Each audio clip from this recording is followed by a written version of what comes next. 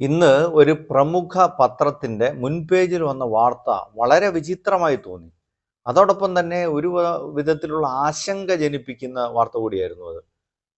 ഗുജറാത്തിൽ ഒരു സെഷൻസ് കോടതിയുടെ വിധിയാണ് പശുവിനെ കശാപ്പ് ചെയ്തതിന് 3 പേർക്ക് ജീവപര്യന്തം തടവ് ശിക്ഷ, 18 ലക്ഷം രൂപ പിഴയും.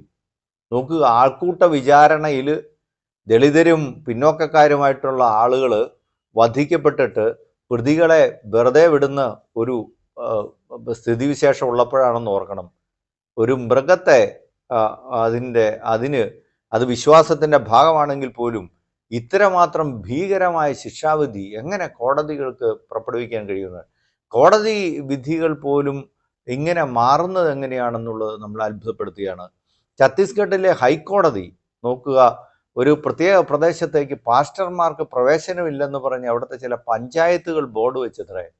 അത് ശരിയാണെന്ന് ഹൈക്കോടതി വിധിച്ചിരിക്കുന്നു.